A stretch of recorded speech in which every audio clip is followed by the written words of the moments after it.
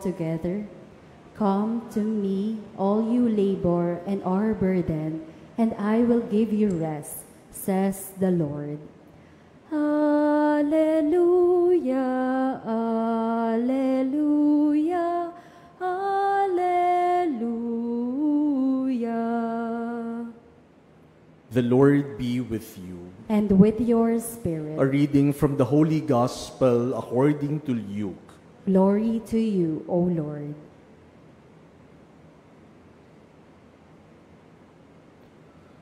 One of those at table with Jesus said to him, "Blessed is the one who will dine in the kingdom of God." He replied to him, "A man gave a great dinner to which he invited many. When the time for the dinner came, he dispatched his servant to say to those invited, 'Come, everything is now ready.' But one by one, they all began to excuse themselves. The first said to him, 'I have purchased a field and must go to examine it. I ask you, consider me excused.' And another said, 'I have purchased 5 yoke of oxen and am on my way to evaluate them. I ask you, consider me excused.' And another said, 'I have just married a woman, and therefore I cannot come.' The servant went and reported this to his master. Then the master of the house, in a rage, commanded his servants, Go out quickly into the streets and alleys of the town, and bring in here the poor and the crippled, the blind and the lame." The servant reported, "Sir, your orders have been carried out, and still there is room." The master then ordered the servant, "Go out to the highways and hedgerows, and make people come in, that my home may be filled. For I tell you, none of those men who were invited will taste my dinner."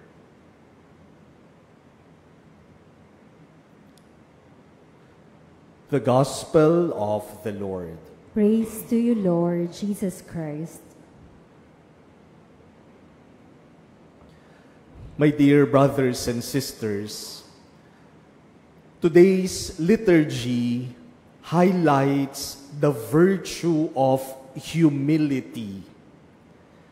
In our first reading, St. Paul talks about the various gifts, ministries, and forms of service in the church. And St. Paul likens the church to a body with many parts. Though the parts, St. Paul tells us, are different from each other, they are one body. They form one body. And St. Paul declares, we, though many, are one body in Christ, and individually parts of one another. Katulad ng katawan na iba't iba ang bahagi, ang simbahan din, iba't iba. Iba't iba ang miyembro, iba't iba ang mga regalo at talento, iba't iba ang paraan ng paglilingkod. Pero yung pagkakaiba na yon ay dahilan ng pagkakaisa. St. Paul reminds us that at the heart of unity is humility. For it is only in humility can we have the eyes to recognize that the differences are not reasons for competition. The differences are reasons for us to be united and to work together. Hindi dahil magkakaiba, magkakalaban. Isipin nyo na lang ang katawan natin, magkakaiba ng bahagi. Kapag yung isang bahagi dyan nagmagaling at sinabi niyang mas importante ako kaysa sa inyo, hindi magiging maayos ang ating pangangatawan. In order for the body to function well, every part must recognize that it needs the other parts. And that entails a lot of humility. Without humility, we will look at differences as oppositions. But with humility, we will recognize that though we are different, we need each other in order to be united, in order for us to function well. Pride divides us, but humility unites us. In our gospel, Jesus narrates the parable of the great banquet. And in the story of Jesus, those who were invited refused to come. They had too many excuses. They were so absorbed in their own affairs. Kaya sabi nila, hindi kami makakapunta, pa-excuse na lang.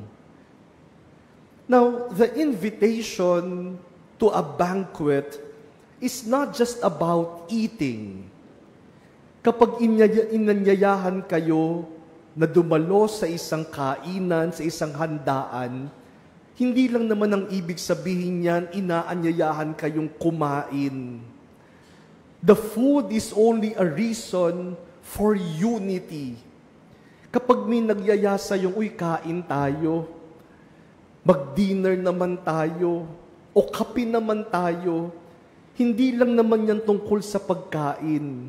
Ang ibig sabihin nung invitation na iyon, gusto kang makasama. And so that is about communion. And so the invitation in the story of Jesus is not just simply partaking of the food. It is about being united with the one who invited them.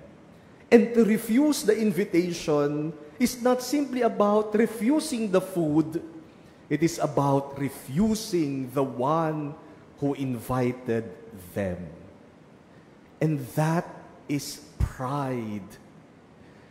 Yung nag-aanyaya sa'yo para magkaisa tayo, palalimin natin yung ugnayan natin sa bawat isa, pero sinasabi natin, ayoko, kayabangan.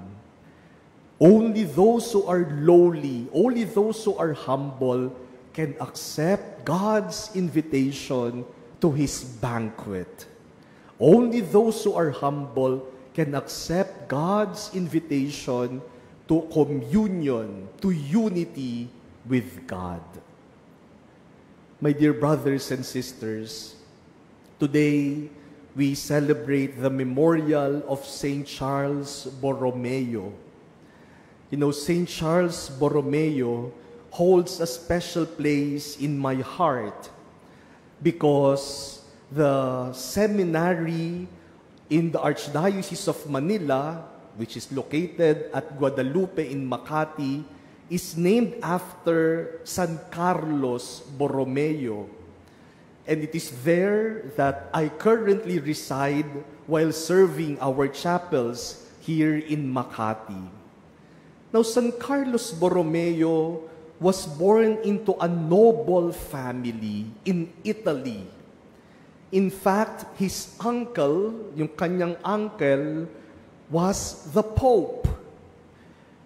And at the time when there was so much nepotism even in the church, dahil yung kanyang tito ay Pope, ginawa niyang kardinal si Carlos Borromeo na kanyang pamangkin. But when Carlos Borromeo was called to service in the church, instead of just living a princely life, he really dedicated himself to service. Naglingkod talaga siya bilang pastol. At the time, bishops do not go to the place of their assignments. Pwede kang bishop ng isang lugar pero hindi ka naman dun tumitira. para kang landlord na absentee landlord. But when Charles Borromeo was assigned as Archbishop of Milan, he said, I will going to stay there and I will go to serve the people there. At the time of the Black Plague, when many of the officials of the cities left the cities in order to preserve themselves, Carlos Borromeo stayed in Milan to serve those affected by the plague. He served with humility. And the episcopal motto of San Carlos Borromeo is humilitas, humility. That word was inscribed not only on his coat of arms, that word was written in his life. San Carlos Borromeo knew that in order for us to have unity, there should be humility.